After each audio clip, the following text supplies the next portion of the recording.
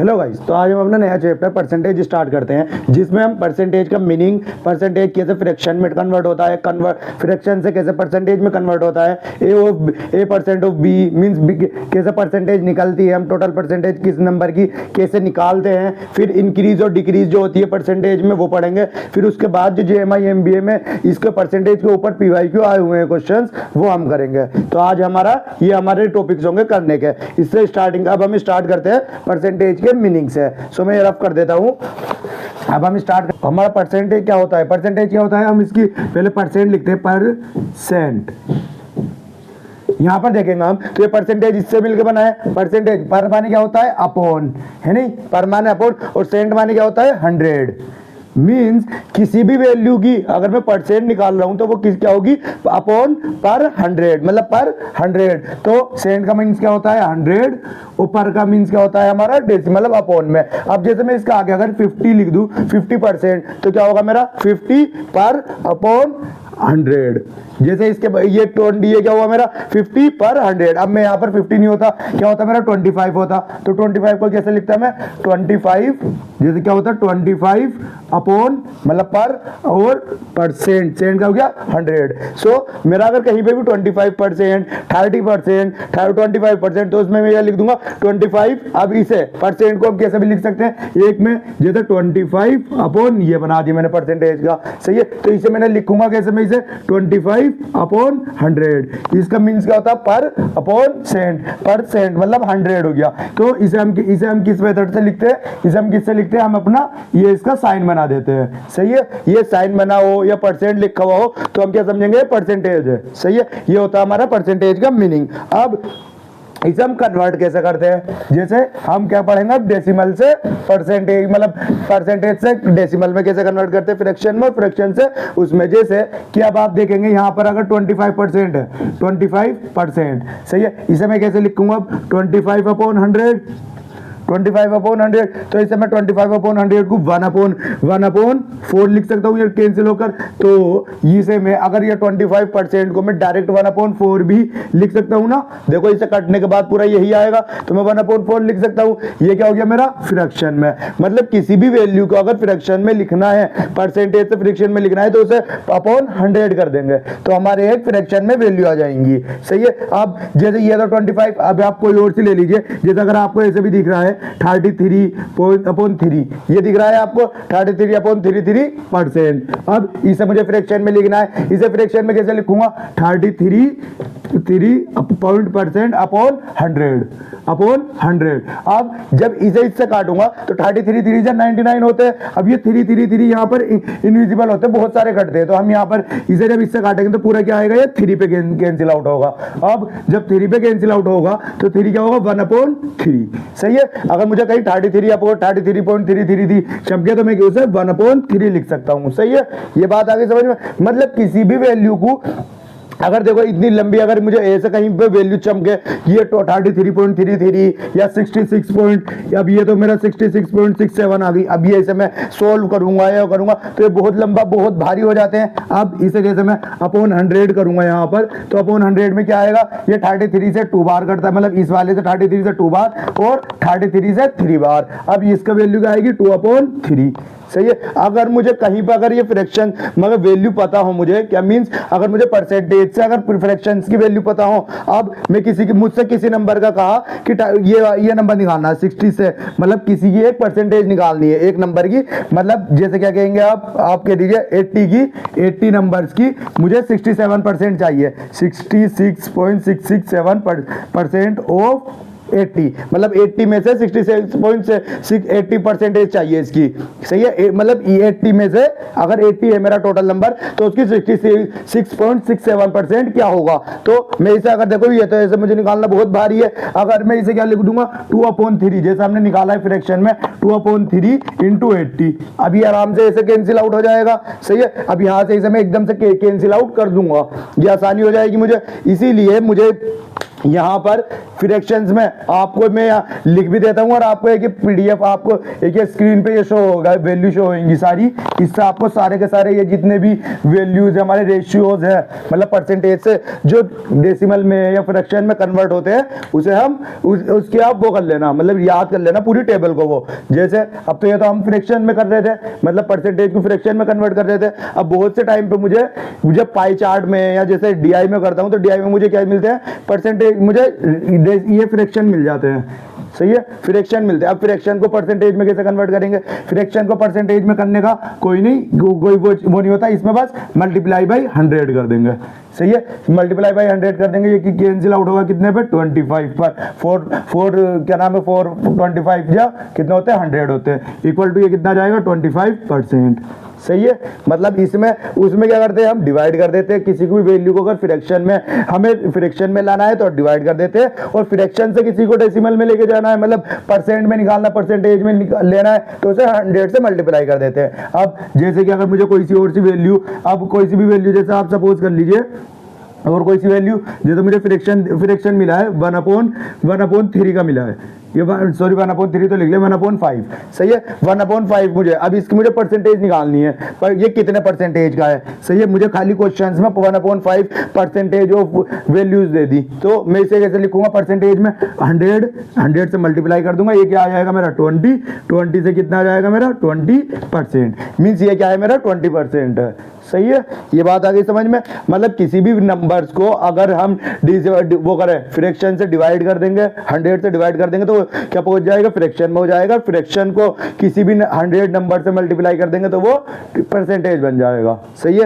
ये बात आ गई समझ में, फ्रैक्शन टू वो। अब मैं आपको देखो ये एक आप जो ना सारे रेशियोज जो है, फ्रैक्शन जो है, फ्रैक्शंस वैल्यूज 1 से 1/3, 1/2, 1/5, 1/6, 1/7 या 2/3, 2/4, ये जितनी भी रेशियो है, फ्रैक्शंस की वैल्यू है, ये रेशियो की वैल्यू है, ये सब याद कर लीजिएगा, क्योंकि ये बहुत ज्यादा इंपॉर्टेंट होती है। जैसे हम आगे को भी क्वेश्चंस भी करेंगे तो आपको पता चलेगा, अगर आपको ये वैल्यू याद है तो डायरेक्ट बहुत आसानी से क्वेश्चन सोल्व हो जाते हैं। इसलिए मैं देखो आपकी स्क्रीन पर भी शो भी होगी, आपको पूरी की पूरी एक टेबल बनी है। इस टेबल को आप जो ना कैंसिल आउट करके स्क्रीनशॉट लेकर अपनी एक टेबल के आगे जहां पर आप पढ़ते हैं या अपने रूम में या अपनी टेबल पे अपने एक आगे से चिपका लेना, क्योंकि ये रोज पढ़ना, इसे रोज ये रेशियो से परसेंटेज में कितना कन्वर्ट होते हैं, परसेंटेज से रेशियो, वे सब याद कर लेना, सही है। देखा आप, जैसे आपकी स्क्रीन पे शो भी हो रही होगी।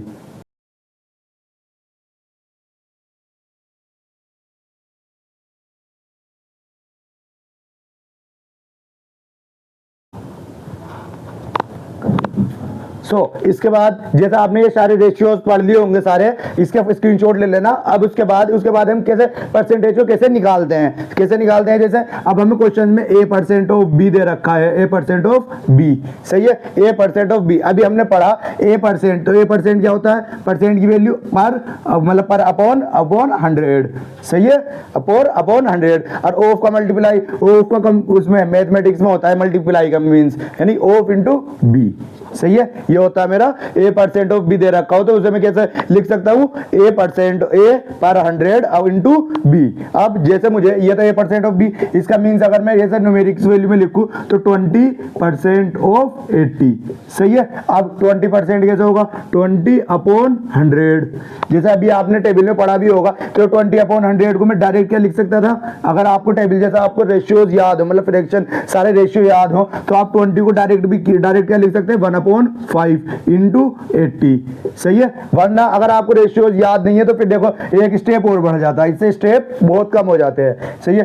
5 से वो काटेंगे कितना आ जाएगा, 16। तो हमारी वैल्यू क्या होगी, मतलब 80 का 20% कितना है, 16 है, सही है। 80 का 20% कितना है, 16 है। अब ऐसे ही और भी आप और वैल्यू ले लीजिए, जैसे कि ये तो हमने फ्रैक्शन से ऐसे कर लिया। अब जैसे मैं अभी आपको एग्जांपल ले रहा था, कितना 66.67% ऑफ 90, सही है। इसका 66.67% ऑफ 90 का 90 में से 66.67 क्या होगा ये निकालना है। तो आप जैसे मुझे इसका रेशियोज याद है, इसका रेशियो जैसा अभी हमने लास्ट उसमें अभी पढ़ा होगा, आपको रेशियो याद है, तो इसे रेशियो में क्या लिखेंगे आप डायरेक्ट, अगर याद होगा तो 2/3। अब मैं देखो बेस अगर कैंसिल आउट करूंगा तो बहुत ज्यादा मुश्किल होगा। अब मुझे सारे रेशियो याद है तो इसे मैं डायरेक्ट 2/3 इंटू 90, तो 2/3 से कितने पे कैंसिल होगा 90, 3 90 पे कितने पे कैंसिल होगा 30 पे, और 30 इंटू 2 कितना हो गया 60 हो गया। सही है। आप अगर ये देखो अपॉन 100 रख के करेंगे यार, या उसका अगर आपको फ्रैक्शन याद नहीं है, रेशियो याद नहीं है, तो बहुत ज्यादा मुश्किल हो जाती है क्वेश्चंस में। इसलिए आप जो ना सारे रेशियो परसेंटेज का मेन वैल्यू और मेन सबसे ज्यादा इंपॉर्टेंट हमारा रेशियोज होते हैं, रेशियोज अगर याद है तो सारे क्वेश्चन बहुत आसानी से हो जाएंगे। सही है। देखो ये हमारा ये हो गया, मतलब किसी की भी परसेंटेज निकालनी हो तो क्या हो जाएगा हमारा मतलब उसकी अपॉन 100 लिख के इंटू 80, और उसका रेशियो याद है, उसका रेशियो में रेशियो हमारा कैसे बनते हैं, रेशियो ये भी बताया था ना कि अपॉन 100 से ही बनते हैं, जैसे 20/100 तो हमारा 1/5 इससे आया है। देखो पर 100 हमने लगाया है यहाँ पे, तो परसेंट का मीन्स मतलब A/100 इंटू बी, तो A/100 लग के हमने डायरेक्ट, जैसे अगर हमें डायरेक्ट याद है तो हम 1/5 लिख देंगे इसे। सही है। अब इसके बाद तो ये हो गया हमारा ये परसेंट निकालने का। अब आपको एक इसके बाद एक मैं और वो बताता हूं, जैसे A% ऑफ B है, अब B% of A, B% of A, सही है, B% ऑफ A।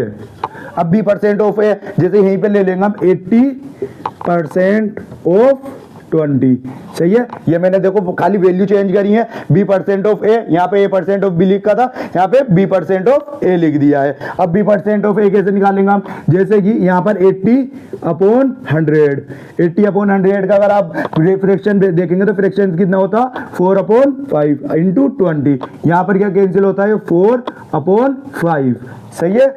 मतलब 20 से हम कैंसिल आउट करेंगे तो 4 से, और ये 5 से। अब 5 से हम 20 को कैंसिल आउट करेंगे कितना जाएगा 4 4 जा, मतलब 5 4 जा 20। अब यहाँ पर 4 4 बजे 4 4 जा 16।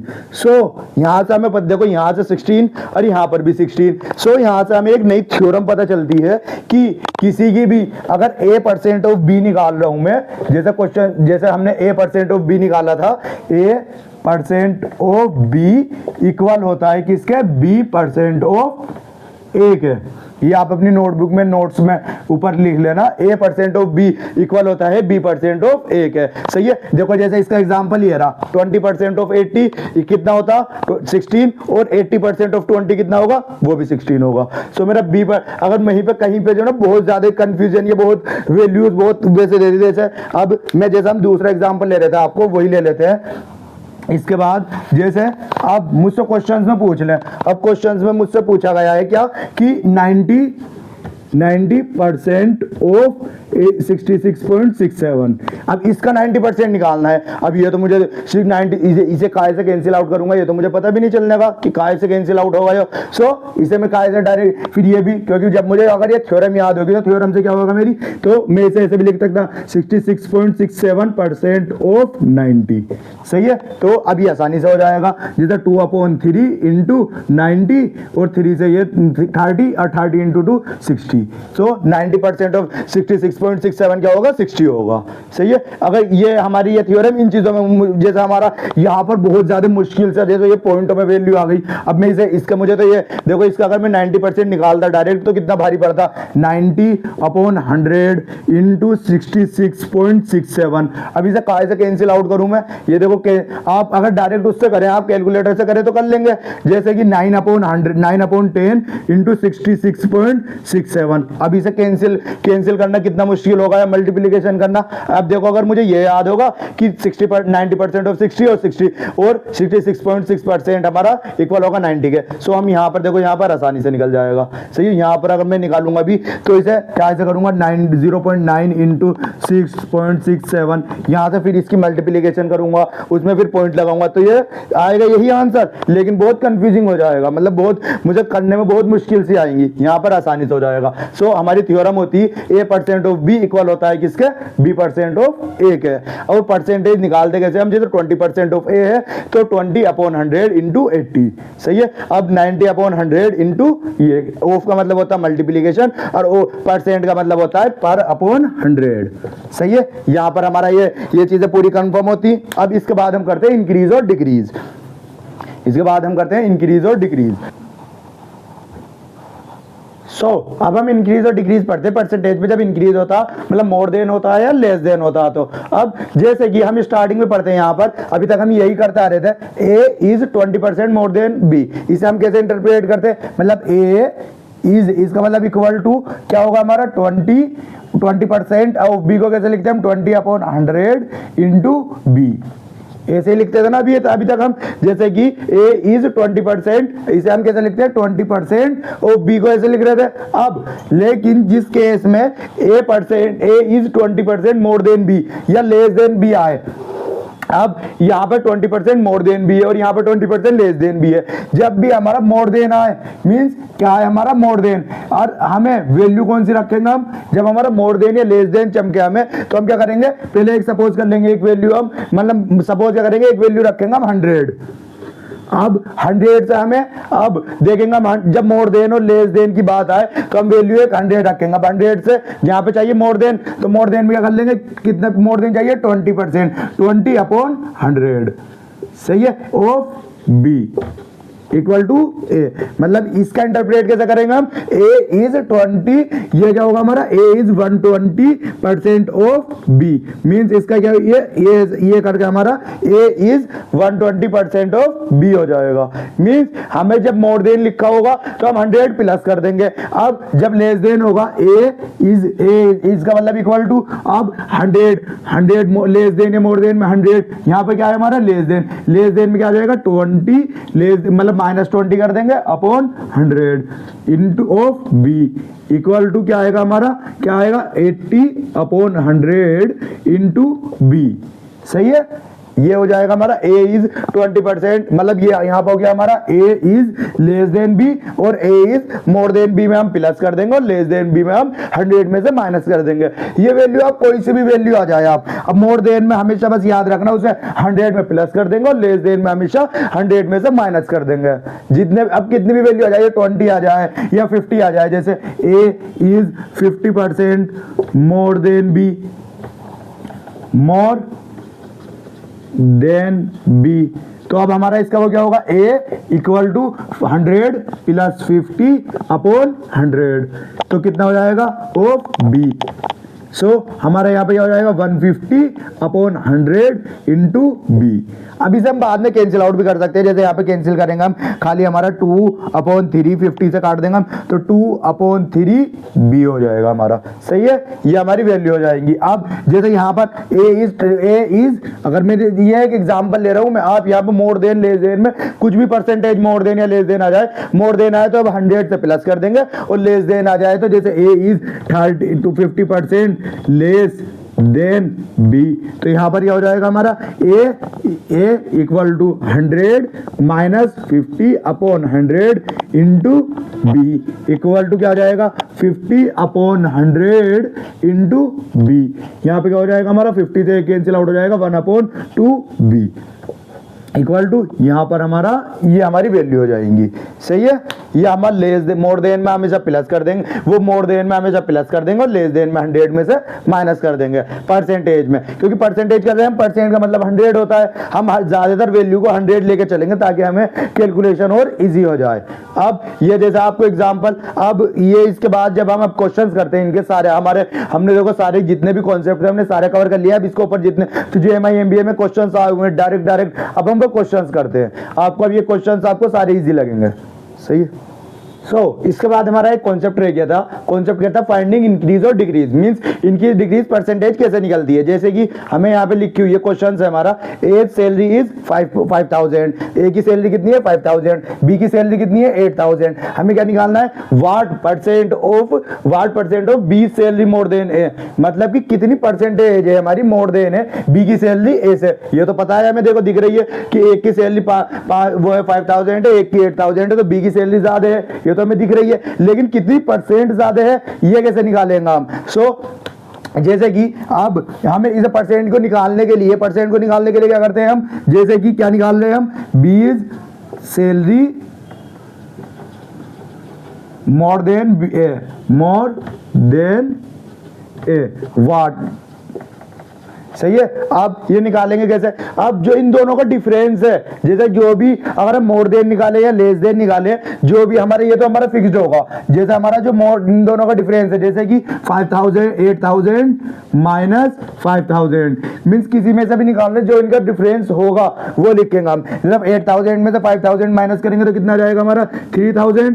सो ऊपर तो हम न्यूमिनेटर में हम हमेशा डिफरेंस लिखते हैं, क्या लिखते हैं, डिफरेंस लिखते हैं इन दोनों का, मतलब 8000 माइनस 5000 अपॉन इनटू। अब जब हम बात किसकी कर रहे हैं, जब हम परसेंट निकालते हैं, जैसे हमने बताया भी था रेशियो से जब हम परसेंट निकालते हैं तो हम क्या करते हैं, मल्टीप्लाई बाई 100 करते हैं। अब यहां पर सबसे ज्यादा कंफ्यूजन ये होती है कि हम परसेंटेज मतलब हम डिनोमिनेटर में क्या रखे हैं, डिनोमिनेटर में हम बी की सैलरी रखे हैं या ए की सैलरी रखे हैं। तो डिनोमिनेटर में जो हमेशा जैसे कि हम किसकी सैलरी किससे कंपैरिजन कर रहे हैं, हम बी की सैलरी को किससे कंपेयर कर रहे हैं, ए से कर रहे हैं ना, मोर देन ए, जो देन के बाद की वैल्यू हो ए, या यहाँ पे मोर देन ए, तो हम सैलरी नीचे किसकी लिखेंगे, जिससे हम कंपैरिजन कर रहे हो। कंपैरिजन किससे कर रहे हैं, हम ए से कर रहे हैं। ए की सैलरी कितनी है 5000, सही है। तो यहां से जैसे अभी हम अब आराम से देखो हम सारी वैल्यू कैंसिल आउट कर देंगे। हमें जो डिनोमिनेटर में बस हमेशा यही याद रखना होगा कि डिनोमिनेटर में जो वैल्यू रखी जाती है वो क्या रखी जाती है, जिससे हम कंपेयर कर रहे हैं। कंपेयर किससे कर रहे हैं, देखो बी की सैलरी को हम कंपेयर किससे कर रहे हैं, ए से कर रहे हैं ना, मोर देन ए, ए से कितनी ज्यादा है तो मोर देन ए, तो मतलब ए हमारा डिनोमिनेटर में रखा जाएगा। ए डिनोमिनेटर में रखने के बाद अब हम इसे आराम से कैंसिल 30 से 30 कैंसिल आउट, 3/5 इंटू 3/5 इंटू 100। अब 100 को इनसे काटेंगे कितना जाएगा 20, और 20 के यहाँ पर 20 इंटू 3 कितना होता है 60। तो हमारा कितना क्या आ जाएगा, हमारी बी की जो सैलरी है वो कितने ए से 60% मोर देन है, मतलब कि बी की salary is more 60% more than B. अब यहाँ पर जैसे मैं लिखूंगा B is 60% more than A, सही है। मैं ए से कंपेयर कर रहा हूं ना, मोर देन ए की सैलरी वो कितनी है, बी की सैलरी 60% मोर देन है किससे, ए से, सही है। ये हमारा ए से, इसे जो लिखेंगे हम इस तरीके से लिखेंगे। अब निकालेंगे कैसे उसे हम, ऊपर डिनोमिनेटर में इन दोनों का डिफरेंस और नीचे जिससे कंपेयर कर रहे हैं हम वो वैल्यू लिख देंगे। अब जैसे मैं इसी क्वेश्चन में यहाँ पे तो हमने मोर देन करा, अब हम लेस देन कर देता हूं मैं, जैसे यहाँ पर इसी उसमें लेस देन कर देता हूं, यहाँ पे लेस देन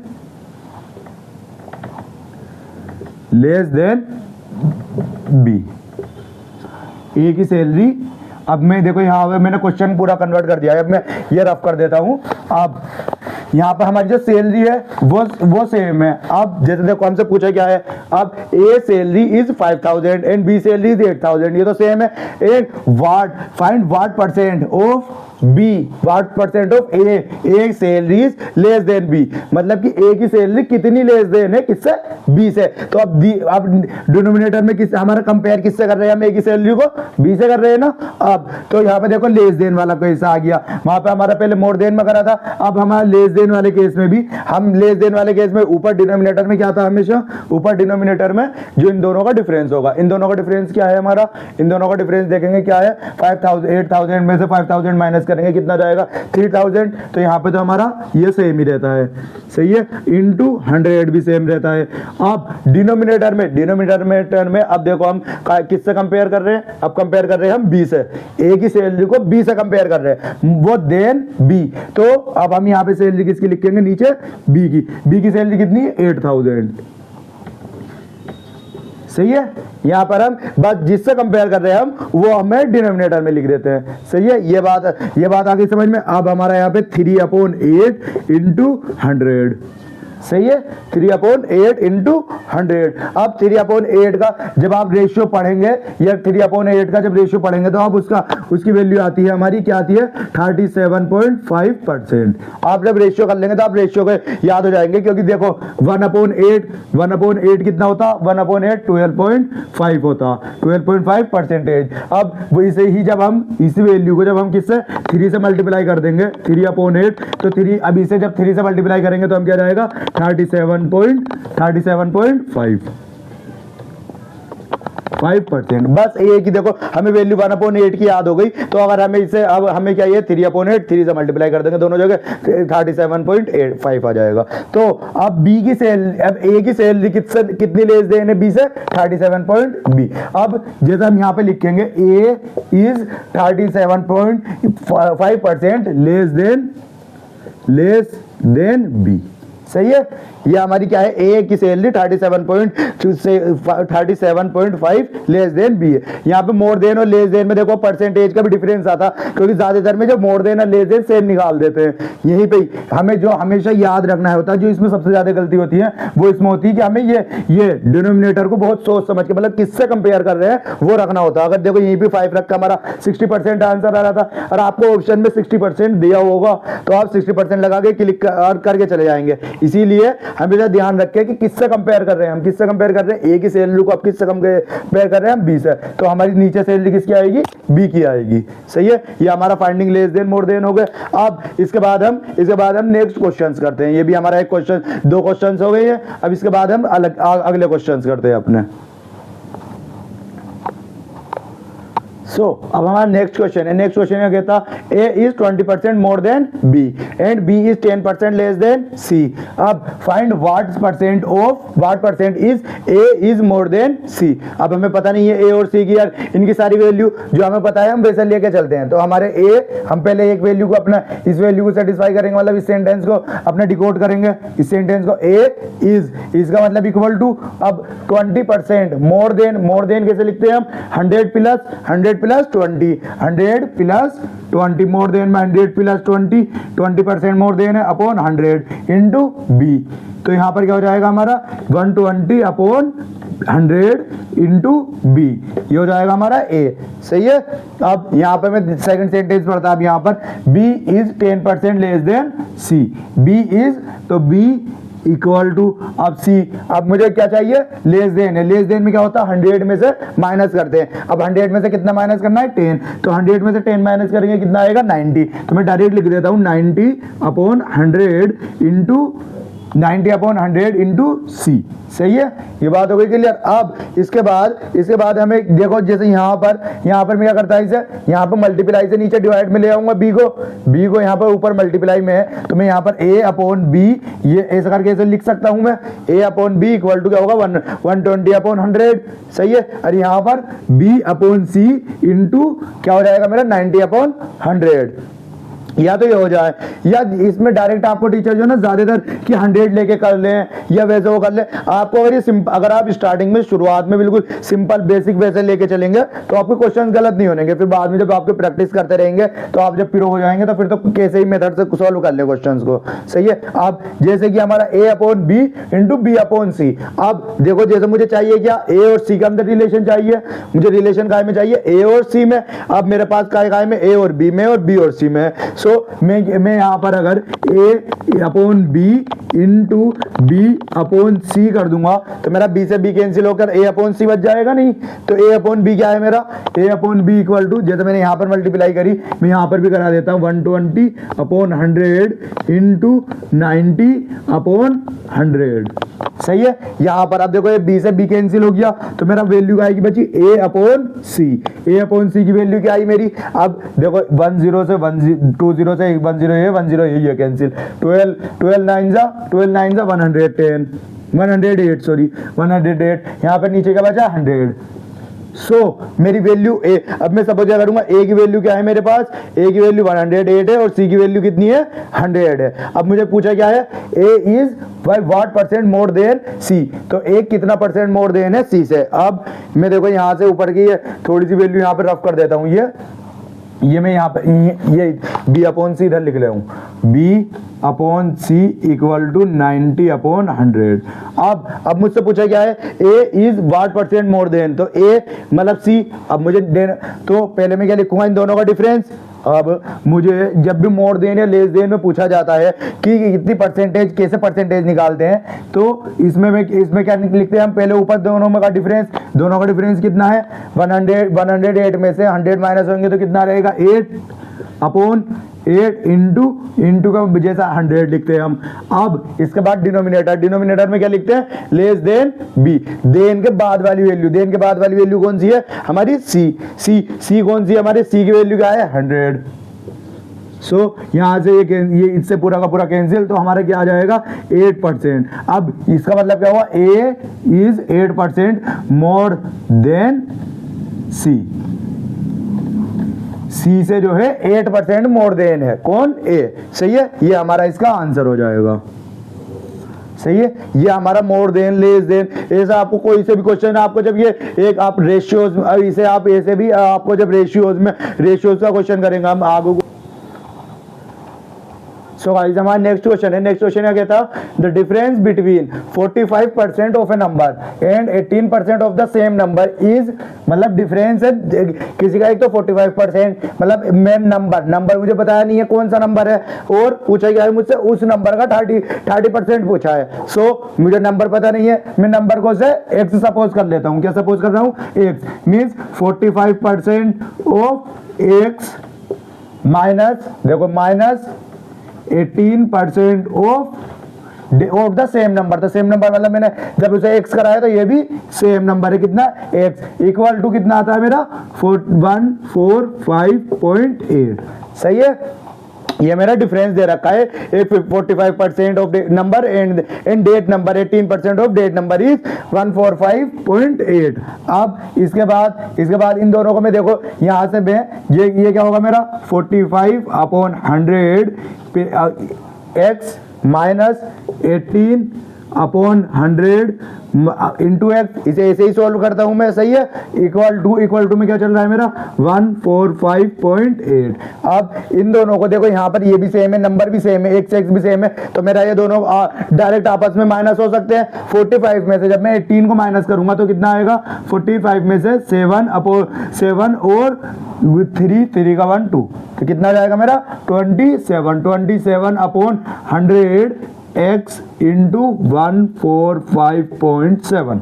सही है, यहां तक। अब मुझे वैल्यू काय की चाहिए, x की। अब फिर x का 30% निकालना है मुझे, क्वेश्चन में क्या पूछा है 30% ऑफ x निकालना है, ये मुझसे पूछा है। सही है, अब पहले मुझे x की वैल्यू निकालनी है। सो x की वैल्यू के लिए अब इनमें से मैं जैसे यहाँ पर अगर मैं इसे वो देखता हूँ, इसके बाद क्या रखेंगे हम, इसके बाद क्या होगा हमारा, अब यहाँ पर इसे मैं 100 से मल्टीप्लाई कर देता सामने, 27x इंटू 145 पॉइंट से 1 पॉइंट से 0 कैंसिल हो जाएगा, 8 इंटू 0। सही है, यहाँ पे 100 की मल्टीप्लाई जब मैं इससे करा दूंगा तो ये एक 0 तो मेरा पॉइंट खा जाएगा, फिर 1 0 और लग जाएगा। सही है, ये वैल्यू आ जाएगी। अब इससे कैंसिल आउट करता मैं, यहाँ पे 3 से कैंसिल आउट करता तो 3 से क्या जाएगा, 3 9 जा 27 और 3 4 जा 12 इंटू 2 3 8 जा 24 इंटू 1 3 6 जा 18। अब फिर दोबारा 3 से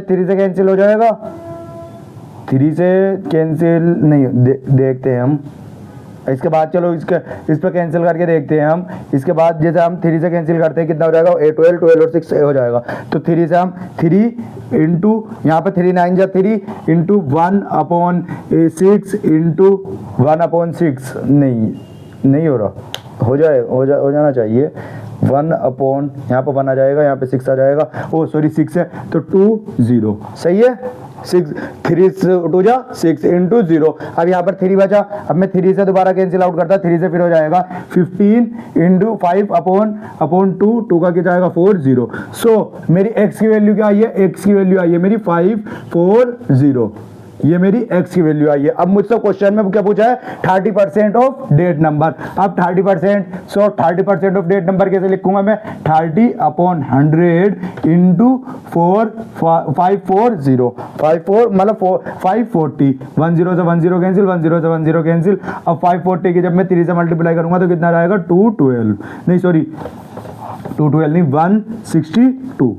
162। ये मेरा आंसर हो जाएगा इस क्वेश्चन का।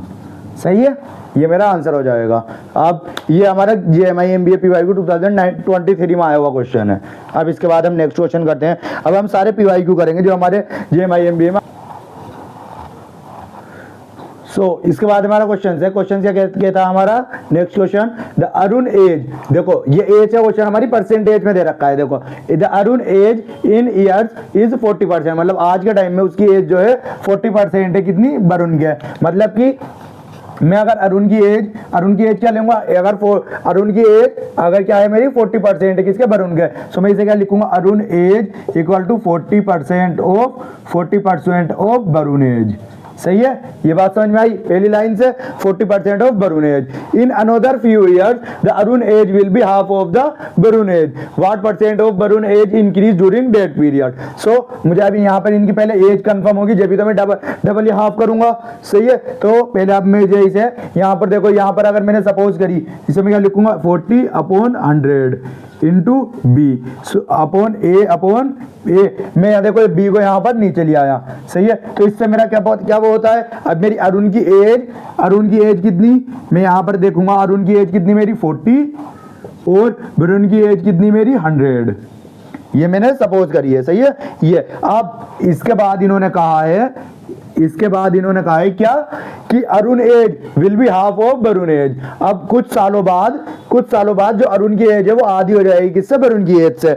आज कितनी इनकी एज 40 है, और इसकी अरुण की एज 40 है और वरुण की एज 100 है। अब इनकी हाफ कितनी होगी, मतलब कुछ सालों बाद इनकी एज जो होगी हाफ हो जाएगी। या तो आप वेरिएबल लेके कर लीजिए, जैसे वेरिएबल लेंगे तो देखो ऐसे लेंगे हम, कैसे, प्लस एक्स, अगर कुछ साल बाद इसमें एक्स, मतलब जैसे आज है तो आज की अगर मेरी एज बढ़ रही है तो सामने वाले की भी तो एज बढ़ेगी ना।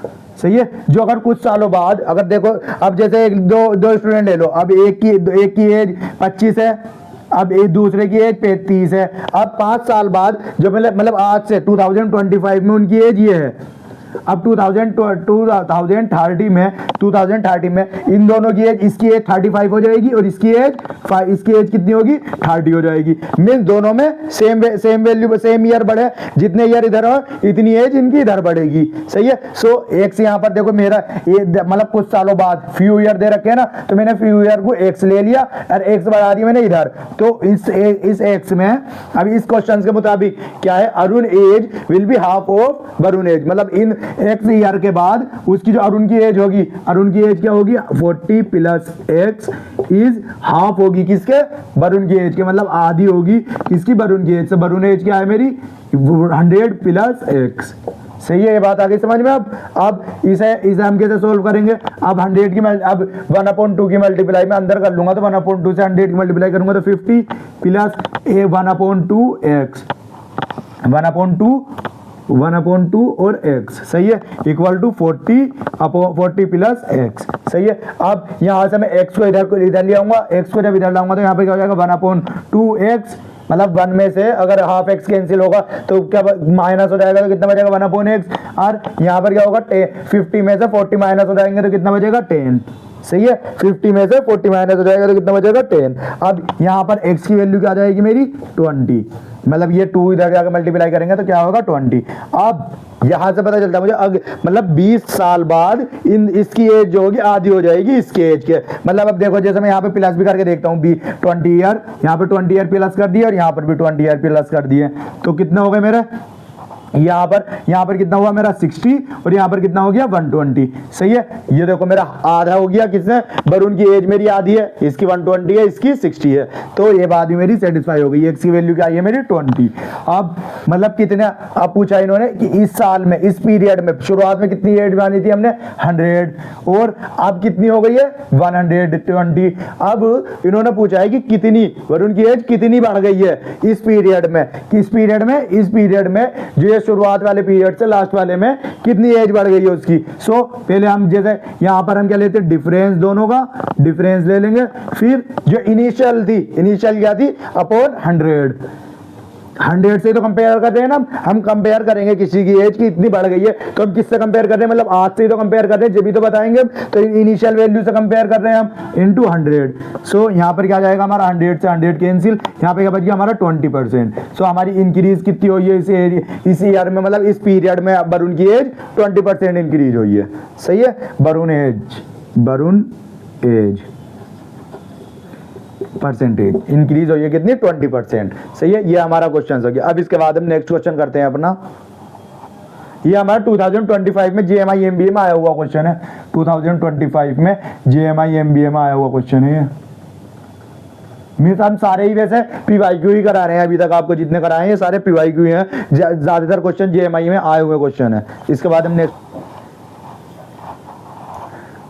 हमारा क्वेश्चन है, क्वेश्चन क्या कहता है, an increase in the cost price of an article, मतलब कि एक आर्टिकल है उसकी हमने प्राइस बढ़ा दी है, कितनी प्राइस बढ़ाई है 20%, lead to the value of ₹61, मतलब कि अगर मैंने 22% किसी वैल्यू की, देखो यहाँ पर इसका वैल्यू का, इसका डिकोड करने का वो क्या है, इसमें क्या कहा है कि अगर मैंने किसी कॉस्ट प्राइस का उसकी जो वैल्यू बढ़ा दी है 22% से, तो उसका जो कॉस्ट प्राइस, आज जो कॉस्ट प्राइस है उसका क्या है 61 है। मतलब कि अगर मैं किसी, जैसे यहाँ पर मुझसे पूछा क्या है, तो ओरिजिनल कॉस्ट प्राइस बताना है उस आर्टिकल का, सही है। अब मैं ओरिजिनल प्राइस जो है उसका 100 मान लेता हूं, क्या मानता हूं 100 प्राइस, उसका जो ओरिजिनल कॉस्ट प्राइस है, ओरिजिनल कॉस्ट प्राइस, देखो ओरिजिनल कॉस्ट प्राइस जो है मेरा, कॉस्ट प्राइस मैं 100x मान लेता हूं, सही है, क्या मान लूंगा मैं 100x, सही है। अब इसके बाद इन्होंने क्या कहा है कि उसका जो इंक्रीज हो गई है, इंक्रीज हुआ है मतलब मोर देन हुआ है, मोर देन हुआ है कितना 22%। अब जब मोर देन होता है तो मैं मोर देन में क्या करता हूं 100 प्लस कर देता हूं, 100 प्लस कर दूंगा, तो 100 प्लस करूंगा कितना 22% ऑफ, मतलब 100 में 20 प्लस अपॉन 100 इंटू क्या आएगा मेरा 100x, सही है। इतनी वैल्यू, मतलब ये जब मैं किसी भी वैल्यू का क्या करूंगा 22% तो उसका कॉस्ट प्राइस बढ़ा दिया है मैंने, देखो 22 ये मेरे कॉस्ट प्राइस रखा है मैंने, यहाँ पर मेरा कॉस्ट प्राइस, या मैं 100x ले लूं या 100 ले लूं, ये मैंने 100x कॉस्ट प्राइस दिया था, 100x लेंगे, ये मैं आपको बता रहा हूँ 100x लेंगे ना तो आगे को बहुत सारी वैल्यू में 100x से बहुत सारी सोल्यूशन सोल्व हो जाएंगे। यहाँ पर आप खाली x भी लेते तो भी सोल्व हो जाता, लेकिन आप 100x लेंगे ना तो बहुत सारी चीजें आपको बहुत आसान हो जाएंगी, सही है। जो ये जो इसके बाद जो मतलब इंक्रीज हुआ है, तो कॉस्ट प्राइस जो इंक्रीज हुआ है, इंक्रीज होने के बाद मेरी वैल्यू क्या बन गई है 61, सही है। मेरा जैसे कि अगर मैं 5 रुपए, अब जैसे इसमें सीधा सीधा से इन्होंने परसेंटेज बढ़ा दिया, वरना तो जैसे मेरा कॉस्ट प्राइस था मेरा 50 रुपए था, मतलब 50 ले था मैं 25 रुपए था, अब 25 रुपए से मैंने 30 रुपए हो गया है, सही है कॉस्ट प्राइस। तो इन्होंने कह दिया है कि ये जो मेरा इंक्रीज हुआ है, ये इंक्रीज कितना हुआ है 20%, मेरा 20% इंक्रीज हो गया है, तो उसका जो 20% इंक्रीज होने के बाद जो मेरी वैल्यू है उस कॉस्ट प्राइस की जो वैल्यू है वो कितनी है 30 है नहीं। अब यहाँ पर इन्होंने क्या कहा है कि एक आर्टिकल है उसका कॉस्ट प्राइस बढ़ गया है 22%, और उसका इंक्रीज होने के बाद जो उसकी वैल्यू आई है वो कितनी है 61 है, मतलब आज के टाइम में उसका जो कॉस्ट प्राइस है इंक्रीज होने के बाद 61 है, सही है। तो मैंने भी इंक्रीज कर दिया, जो मेरी पहली ओरिजिनल कॉस्ट प्राइस है उसमें 1 वो मोर देन कर दिया है, मोर देन करने के बाद मेरी ये इसके इक्वल हो जाएगी, इसके इक्वल होगी। मैं यहाँ पे देखो 100 से 100 कैंसिल कर दूंगा, तो यहाँ पे आ जाएगा 102 इंटू एक्स इक्वल टू 61। अब 61 को 102 से कैंसिल करूंगा तो 2 से हो जाएगा, सही है। तो मेरी x की वैल्यू क्या जाएगी 1/2, x की वैल्यू क्या आ गई मेरी 1/2। अब मैंने ओरिजिनल कॉस्ट प्राइस क्या माना था 100x, सही है। तो मेरे ओरिजिनल कॉस्ट प्राइस अब क्या होगा 100 इंटू एक्स, एक्स क्या है 1/2, 1/2 में से कैंसिल करूंगा तो क्या जाएगा मेरा आंसर 50। सो मेरा ओरिजिनल कॉस्ट प्राइस कितना था 50 था। अब 50 को मैंने क्या कर दिया था 22% से मैंने इंक्रीज कर दिया था, तो उसका आंसर ये हुआ था। आप चाहे क्वेश्चन में इंक्रीज भी करके देख लेना, 122/100 कर लेंगे तो इसका आंसर जो आएगा 61 आएगा, सही है। ये हमारा इसका आंसर जो हुआ, इसका हमारा क्या आंसर हुआ हमारा 50 इसका आंसर हुआ, सही है।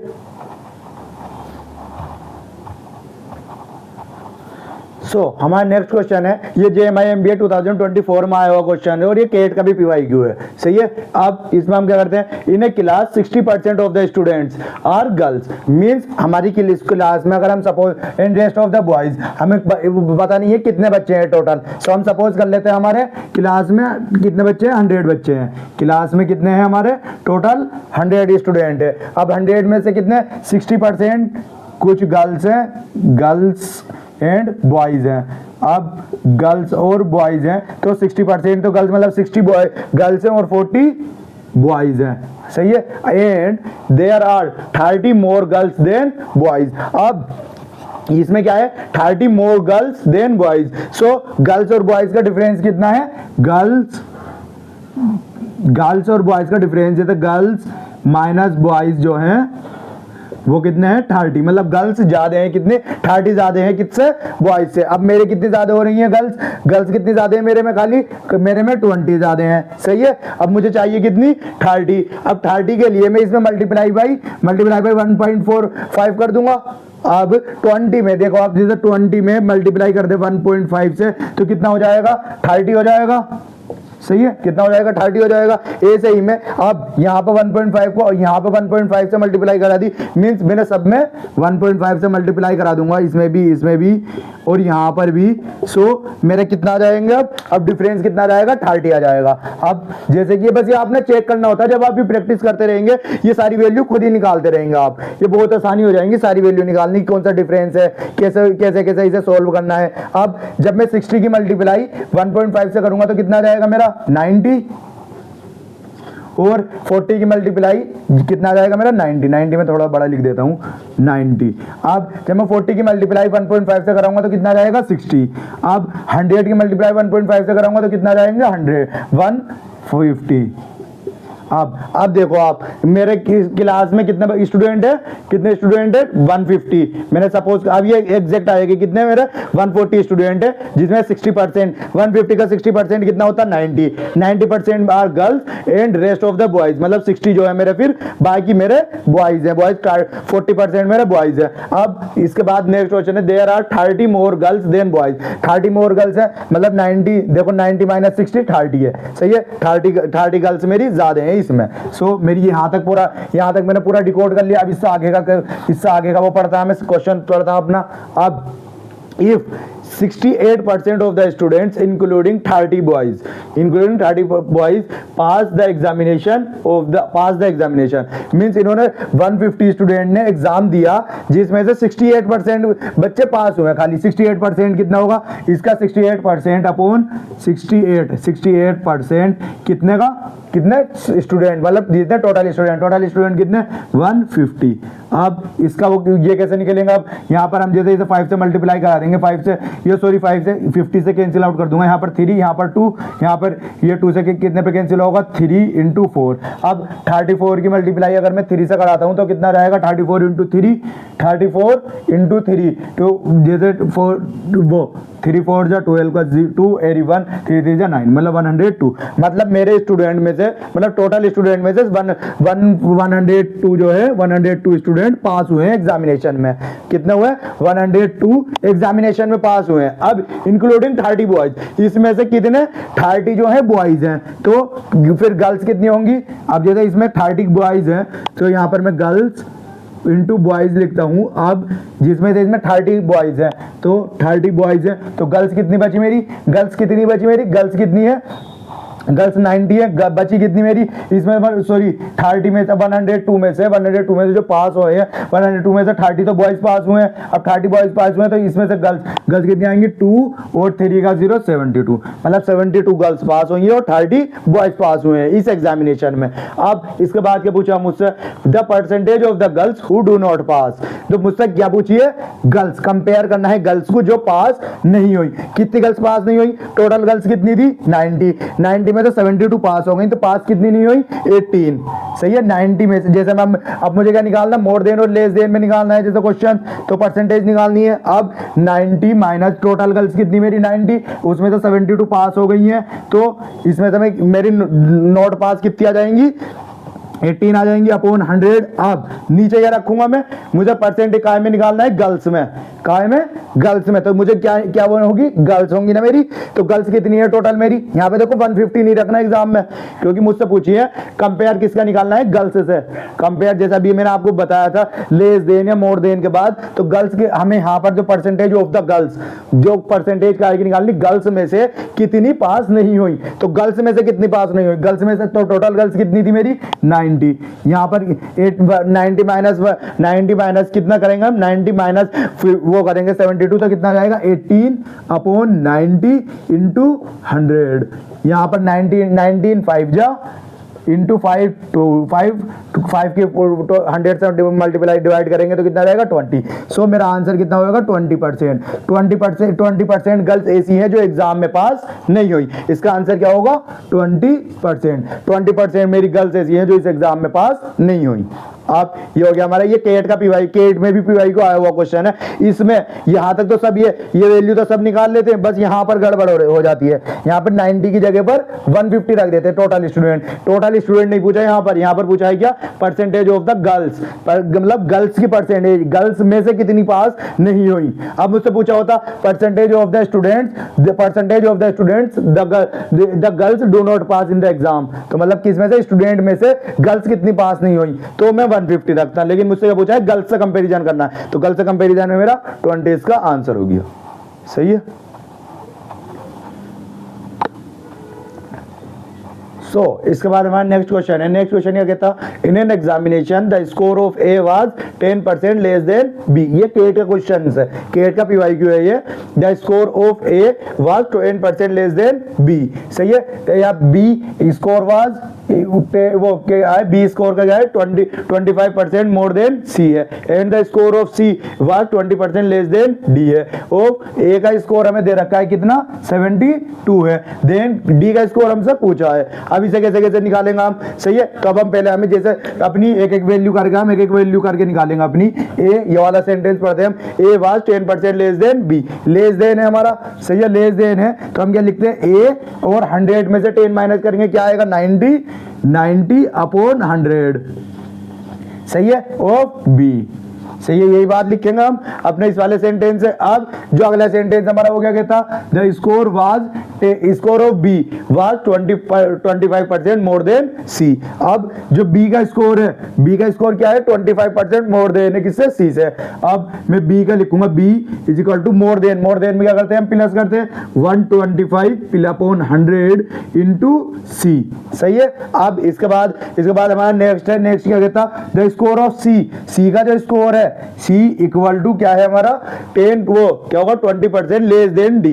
अब सी का स्कोर जो है 20% कम है किससे, डी से, तो लेस देन है, लेस देन में क्या लिखते हैं हम, लेस देन में माइनस करते हैं 100 में से, कितना माइनस करना 20, तो 20 100 में 20 माइनस करेंगे, कितना आएगा 80 अपॉन 100 ऑफ डी। सही है। यहाँ पर देखो ये सारी वैल्यू क्लियर हो गई है हमारी। अब इसके बाद जैसे यहाँ पर हम इनके सबको यहाँ पर a अपॉन बी भी लिख सकता हूँ इसे, और यहाँ पे b अपॉन सी, और यहाँ पे c अपॉन डी। सही है ये बात। मैं यहाँ से इन्हें रफ करके ये मल्टीप्लाई से नीचे डिवाइड में ले आया सारी वैल्यू को। अब इसके बाद इन्हें सबको मैं कैंसिल करता हूँ, यहाँ पे क्या आएगा 9 अपॉन 10, यहाँ पे 0 से 0 कैंसिल, यहाँ पर मैं इसे 25 से काटूंगा, 20 से 5 अपॉन 4, और यहाँ पर इसे 1 अपॉन, मतलब ये क्या जाएगा मेरा 2 नहीं 4 अपॉन 5, 2 से काटेंगे मेरे को 4 अपॉन 5 इक्वल टू, यहाँ पर देखो इनकी वैल्यू क्या बची, सी अपॉन डी की 4 अपॉन 5, और यहाँ पर क्या बचा हमारा 5 अपॉन 4, और यहाँ पर क्या बचा हमारा 9 अपॉन 10। अब मेरे पास वैल्यू का आएगा कि ए अपॉन बी, मतलब ए रेशियो बी हमारा 9 अपॉन 10 है, और बी अपॉन सी कितना मेरा 5 अपॉन 4 है, और सी अपॉन डी मेरा क्या है, सी अपॉन डी क्या है मेरा 4 अपॉन 5 है। अब देखो यहाँ पे चेक करो, जैसे कि अभी हम लास्ट क्वेश्चन में कर रहे थे, लास्ट क्वेश्चन में या तो आप इसे रेशियो के मेथड से कर ले, मैं आपको अभी रेशियो का मेथड ही बताऊंगा, या फिर देखो जैसे यहाँ पर मैं a अपॉन बी की मल्टीप्लाई करता हूँ। अब जैसे देखो आप यहाँ पे देखो मैं लिखता हूँ a upon B into B upon C into C upon D. अगर मैं ये लिखता हूँ, देखो यहाँ से b से b कैंसिल हो जाएगा, c से c कैंसिल हो जाएगा, सो जो मेरी फाइनल वैल्यू बचेगी, फाइनल वैल्यू क्या बचेगी मेरी a अपॉन डी बचेगी, क्योंकि यही कैंसिल आउट नहीं हो रही। सही है। तो मैं इन तीनों की अगर मल्टीप्लाई कर दूंगा तो मेरी a अपॉन डी आ जाएगा। देखो जैसे यहाँ पर मैं देख भी रहा हूँ, अगर ये कैंसिल आउट नहीं हो रहा है तो आप ये कैंसिल नहीं कर सकते, लेकिन देखो जैसे यहाँ पर a अपॉन बी है, b अपॉन सी है, तो ये मेरा c इससे भी कैंसिल आउट हो रहा है, इससे भी कैंसिल आउट हो रहा है, ये क्योंकि मल्टीप्लाई डिवाइड में। अब मैं इन तीनों की मल्टीप्लाई कर दूंगा तो मेरा फाइनल में क्या बच रहा है, देखो इसकी मल्टीप्लाई करने के बाद मेरा यहाँ पर क्या बच रहा है a अपॉन डी। सही है। तो मैं इन तीनों की मल्टीप्लाई कर देता हूं। अब मल्टीप्लाई कर देंगे हम, क्या आएगा ए, तो हमारा देखो मैं यहाँ पे डायरेक्ट लिखता हूं ए अपॉन डी।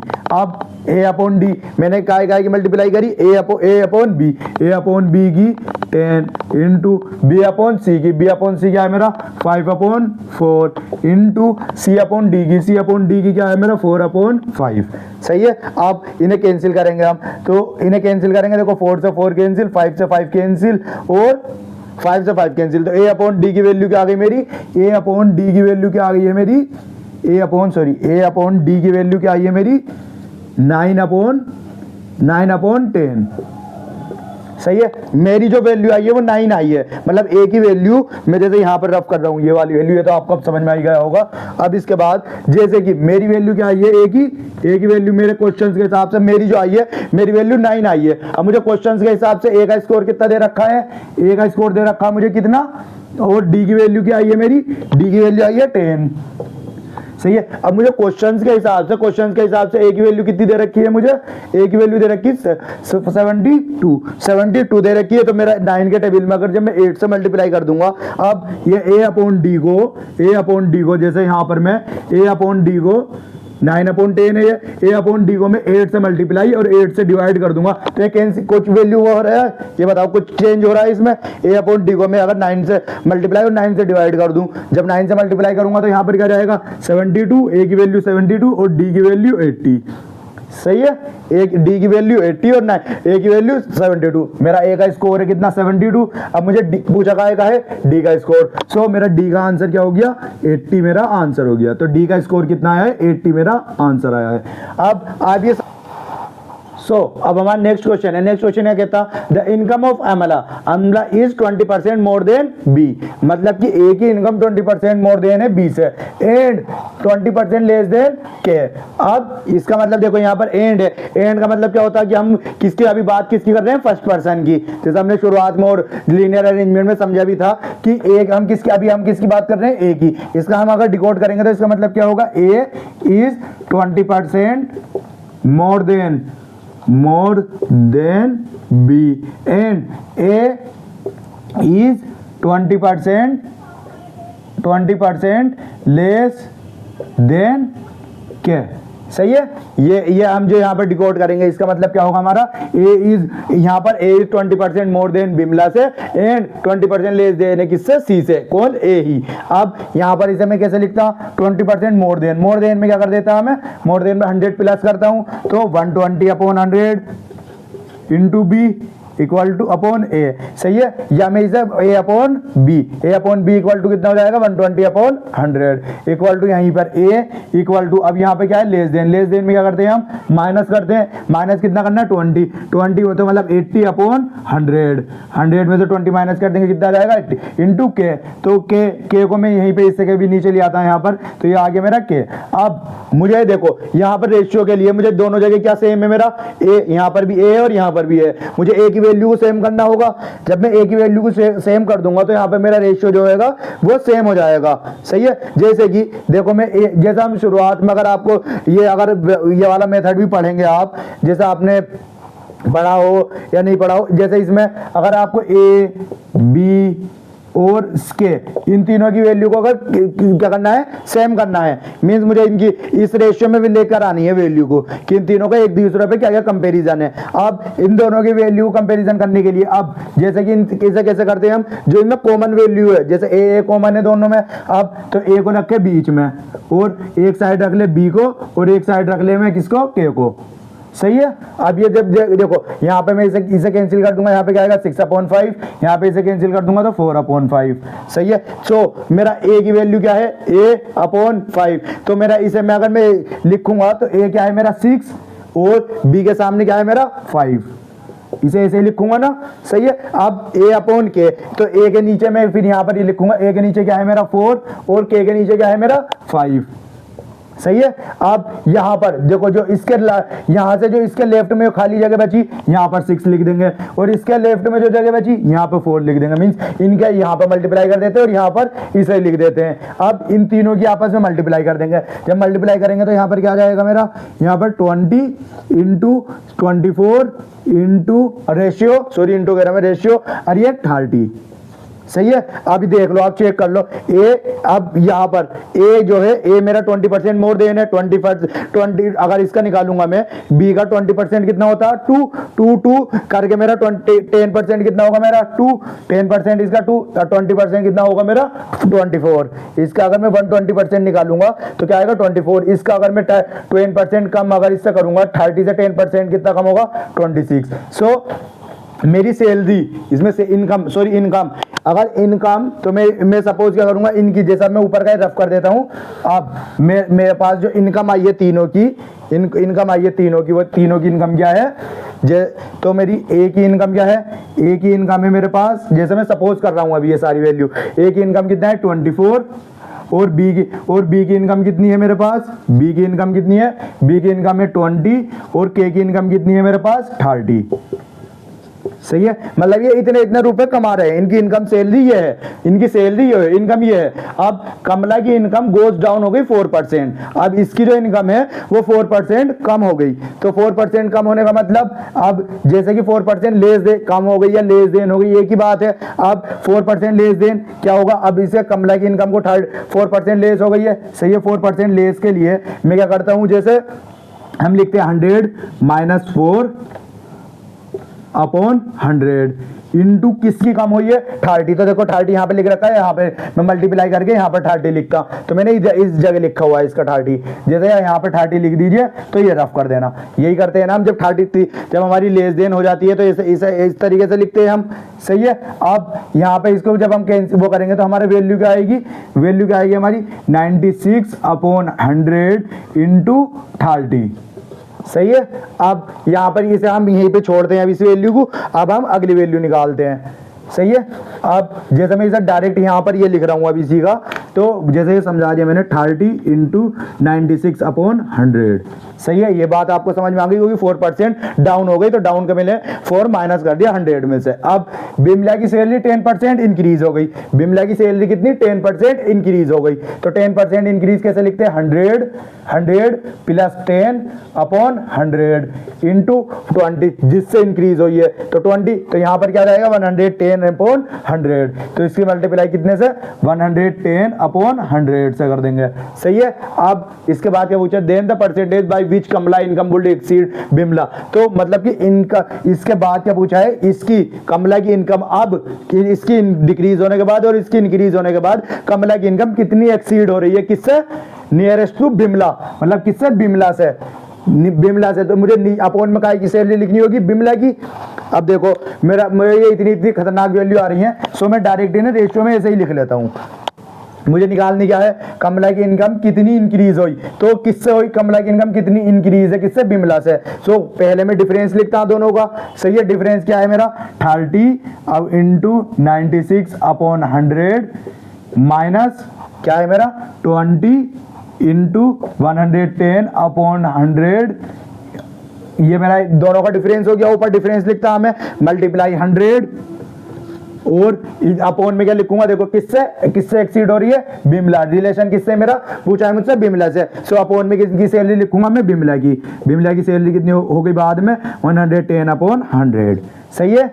ये आगे बात समझ में सबको सारी। अब इसके बाद हम क्या करते हैं, देखो यहाँ पर इन दोनों का एलसीएम लेंगे तो यहाँ पर क्या हो जाएगा 30 इंटू 96 माइनस 20 इंटू 110 अपॉन यहाँ पर 100 अपॉन ये क्या हो जाएगा 20 इंटू 110 अपॉन 100। सो 100 से 100 कैंसिल हो जाएगा, 100 से 100 कैंसिल, ऊपर क्या बचेगा मेरा मंथ्स, इसका मतलब क्या बचेगा यहाँ पर मेरा 20 इंटू 110, सही है। ये आपको कैलकुलेशन जब आप करेंगे इजी भी हो जाएगी। ये मैं आपको समझाने के लिए इतनी लंबी लिख रहा हूं, वरना यही पे जो ना डायरेक्ट इसकी 96 से मल्टीप्लाई करके, या यहाँ पर मैं जैसे इसे 110 से और एक 0 और बढ़ा लेता, अगर वो तो भी हो जाती है आसानी से, सही है। अब जैसे मैं इसकी वैल्यू लिखूंगा, इसकी वैल्यू क्या आएगी 96 की 3 से मल्टीप्लाई करूंगा, 96 की जब हम 3 से मल्टीप्लाई करेंगे तो 96 की 3 से कितनी आएगी हमारी 96 4 12, तो 12 माइनस हो जाएगा कितना 300 में से 300 में से 300 12 माइनस करेंगे तो कितना जाएगा 288 इंटू 0।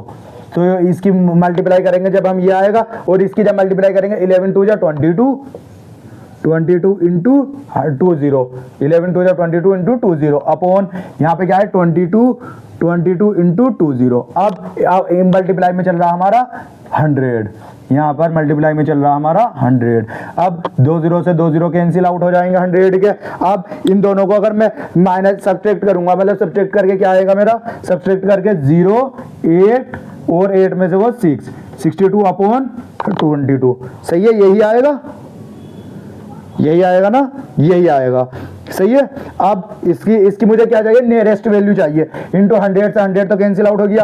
अब मुझे वैल्यू, अब इन दोनों को डिवाइड करना है। अब इन दोनों को डिवाइड जब मैं करूंगा तो डिवाइड जब करूंगा तो यहाँ पे किससे कटेगा, ये 3, मतलब 22 को अगर मैं 66 से मल्टीप्लाई करूंगा, मतलब 22 3 जा कितने होते हैं, 66 होते हैं। तो 66 से 3 आ गया, यहाँ पर 2 आ गया, फिर एक 0 और बढ़ गया, एक 0 और, मतलब जब एक यहाँ पर 0 बढ़ेगा तो यहाँ पर क्या आएगा मेरा, एक ये 0 बढ़ेगा, यहाँ पर पॉइंट आ गया 30 की मल्टीप्लाई। अब मैं देखो इसे डायरेक्ट उससे कैंसिल आउट करके दिखा देता हूँ, किससे, हमारे कैलकुलेटर से। ये वैल्यू आप वैसे करेंगे आसानी से कैंसिल आउट हो जाएंगी। मेरा इसका जो आंसर आ रहा है 30.90999 कुछ आ रहा है समथिंग। तो नियरेस्ट वैल्यू क्या है, मुझसे देखो वैल्यू पूछिए नियरेस्ट वैल्यू, क्योंकि ये पता है मुझे एग्जैक्ट आंसर नहीं आने का इसका। तो नियरेस्ट वैल्यू क्या होगी इसकी मेरी 31% इसका आंसर होगा इस क्वेश्चन का, सही है, 31% इसका आंसर होगा इस क्वेश्चन का, सही है। ये बात आ गई समझ में। अब क्योंकि देखो by which Kamala income will exceed Bimala income, तो बिमला की इनकम से कितनी एक्सीड हो रही है कमला की इनकम, सही है। तो हम हमारा यहाँ पे 31 इसका आंसर हो गया। ओके, तो अब हम इसके बाद नेक्स्ट क्वेश्चन करते हैं। सो गाइस हमारा नेक्स्ट क्वेश्चन है, नेक्स्ट क्वेश्चन क्या कहता है, in a market the price of the medium quality mango is half of the good quality mango. Means जो मेरा मीडियम क्वालिटी का मैंगो है उसकी प्राइस जो है आधी है किससे, गुड क्वालिटी मैंगो से। सो मैं गुड क्वालिटी मैंगो की प्राइस, गुड क्वालिटी मैंगो को जो है मैं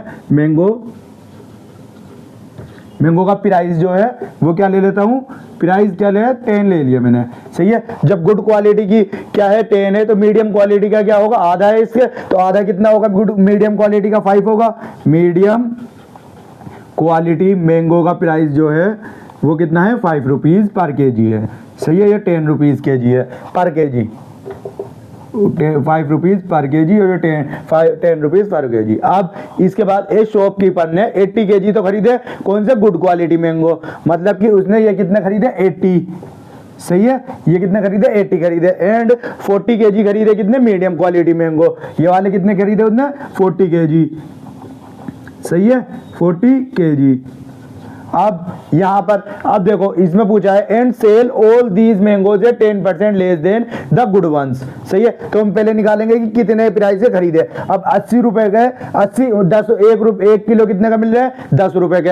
अब 80 किलो कितने के मिलेंगे, 80 किलो कितने के मिलेंगे हमारे, तो 80 किलो कितने के मिलेंगे, 800 रुपए के, सही है। जब 1 किलो हमारे 10 रुपए के मिल रहे हैं गुड क्वालिटी मैंगो, तो 10 किलो कितने के मिलेंगे, ये हमने प्राइस जो हमने सपोज करा है कि आधा, इसके बजाय अगर हम 1 से x/2 लेते तो उसमें ज्यादा कंफ्यूजन हो जाती, सही है, क्योंकि इसमें देखो कहीं पे भी और कोई वैल्यू दे नहीं रखी। सो हम एक अज्यूम करके भी हम निकाल सकते हैं जहां पर हमारी कोई भी एग्जैक्ट वैल्यू नहीं निकलने की, हमें पता है, सही है। तो अब इसके बाद हम 10 यहाँ पर हो गए 80। अब यहाँ पर जो एक मीडियम क्वालिटी मैंगो उनने कितने लिए, 40 किलो लिए, लिए कितने रुपए के, 1 किलो कितने का, 5 रुपए के, तो 40 किलो कितने रुपए के होंगे, 200 रुपए के, सही है। तो उसने सारे के सारे टोटल मैंगो कितने खरीदे उसने, टोटल मैंगो कितने, मतलब कितने किलो खरीदे उसने, टोटल कितने, टोटल क्वालिटी कितनी हमारी, टोटल टोटल क्वांटिटी कितनी, 120 केजी, सही है। 40 तो खरीदे गुड और वे खरीदे इतने के। अब कितने टोटल कॉस्ट प्राइस कितने का आया, मतलब कि ये कि टोटल हमारा टोटल कितने रुपए के खरीदे उसने, सारे कितने रुपए के खरीदे हमारे टोटल, तो उसे हम क्या कहेंगे, टोटल कॉस्ट प्राइस कितना है हमारा, 1000, सही है। अब उसने बेचे, अब उसने देखो ये यही सीधा अब उसने बेच दी कितने, and sell all these mangoes, जो ये कितने 120 केजी मैंगो जो है उसने बेचे कितने, 10% less than the good ones के प्राइस पे। तो गुड वन का प्राइस कितना मेरा 10। अब 10% कम है, किसने, 10% कम में मैं क्या लिखता हूं, जैसे आपको पता है लेस देन में हम क्या करते हैं, माइनस करते हैं 100 में से जब हम माइनस करेंगे कितना, 10%, तो कितना आएगा हमारा 10% अपॉन 100, इनटू हमारी वैल्यू कितनी है, कितने में से 10 माइनस करना है हमें, मतलब एग्जैक्ट वैल्यू कितनी है, ओरिजिनल वैल्यू क्या है 10, तो 10 के 90% पे बेचा ना उसने, 10 के 90% पे बेचा क्योंकि 10% तो उसने लेस देन पे, तो 10 का 10% कितना मेरे यहाँ से 10 से 10 कैंसिल, यहाँ पर आ गया 90 अपॉन 10 से यहाँ पर जैसे मैं 100 से इसे 10 से कैंसिल करूंगा 9 आ जाएगा। अब 10 से तो ये कैंसिल है, 10 से ये कैंसिल, सो मेरा यहाँ पर कितना आ गया, उसने कितने रुपए का बेचा, 1 किलो से मतलब 1 किलो आम उसने कितना का बेचा, तो उसकी जो सेलिंग प्राइस है पर केजी, सेलिंग प्राइस है पर केजी, सेलिंग प्राइस क्या है 9 रुपीज पर केजी, मतलब उन्होंने 1 किलो 9 रुपए के बेचे, सही है। कितना टोटल उसने कितना बेच दिया 120, तो 120 कितने के बेचे 9 रुपए का 1 किलो बेची, 1 किलो बेचा 9 रुपए का 1 किलो बेचा, अब 120 किलो बेचे 9 रुपए के रेट में, तो हम क्या कर देंगे इसकी मल्टीप्लाई कर देंगे, जब 1 किलो 9 रुपए का तो 120 किलो कितने हो जाएंगे हमारे, टोटल सेलिंग प्राइस कितना हो जाएगा हमारा, टोटल सेलिंग प्राइस कितना रहेगा 1080, सही है। अब हमसे क्वेश्चन में क्या पूछा है, अब क्वेश्चन में पूछा है कि उसका प्रॉफिट कितने परसेंटेज पे हुआ, तो प्रॉफिट कितने रुपए का हुआ, देखो हमारा कॉस्ट प्राइस कितना था 1000 और टोटल कितने का बेचा 1080 रुपीज का, सो तो मेरा जैसा ऊपर हम डिफरेंस लिखते हैं, ऊपर डिफरेंस लिखते हैं, सही है, उसके बाद हम जो नीचे लिखते हैं, नीचे का लिखते हैं किससे कंपेयर कर रहे हैं, मतलब कितने से, तो मतलब हमने टोटल कॉस्ट प्राइस है हमारा, टोटल कॉस्ट प्राइस कितना हमारा 1000 इंटू 100 20 से 20 कैंसिल, 10 से 10 कैंसिल, सो हमारा उसका जो उसे जो फायदा हुआ वो कितना हुआ 8%, उसे फायदा कितना हुआ 8% हमारा फायदा हो गया, उसे 8% का उसमें फायदा हुआ। इसमें जब वो 10 रुपए केजी का 80 किलो खरीदेगा, 5 रुपए का 40 किलो खरीदेगा, अगर ये 5 की जगह पास यहाँ पे जैसे मैंने 10 और 50 दिया है, यहाँ पे 10 और 5 लिए, आप यहाँ पे 100 50 4 2 कुछ भी ले सकते हैं, वैल्यू कुछ भी लेके वैल्यू करेंगे आपको 8% ही आंसर आएगा, सही है। तो यहाँ पर अब हम परसेंटेज अपना चैप्टर कंप्लीट करते हैं, इसके बाद हम रेशियो या इसके बाद हम सिंपल वो सॉरी ये करेंगे, क्या कहते हैं इसे, सिंपल क्या प्रॉफिट लॉस एंड डिस्काउंट, सही है। इसके बाद हमारा चैप्टर नेक्स्ट चैप्टर जो होगा प्रॉफिट लॉस एंड डिस्काउंट करेंगे, सही है। तो आज हम यहीं पे अपना वो करते हैं, तो ये आज हमने देखो पूरा परसेंटेज शुरुआत से लेकर एंड तक पूरा हमने कंप्लीट कर दिया है। अब हम इसके जो ये क्वेश्चन है ये भी हमारा JMI MBA चाहे 2023 का है, जिन्हें 2022 में आया क्वेश्चन है, हमने जितने क्वेश्चन करे हैं सारे या तो केट में या केट में या JMI MBA में आए हुए क्वेश्चन है, सही है। तो आज हम यहीं पे बाइंड अप करते हैं अपना और हमारा परसेंटेज कंप्लीट होता है। आपको अगर कोई भी क्वेरीज है या आपको कोई टॉपिक में अगर आपको कहीं पे कोई भी चीजें समझ में आ रही तो आप कमेंट भी कर सकते हैं या हमारे नंबर पे भी पूछ सकते हैं, वैसे नंबर जैसे मैंने बताया था 9458252628, या हमें DM करके आप व्हाट्सएप पे भी कोई सा भी क्वेरीज है, कोई सा भी क्वेश्चन है वो आप इस पे पूछ सकते हैं। तो हम यहीं पे आज अपना यहीं पे फाइंड अप करते हैं। Okay, thank you.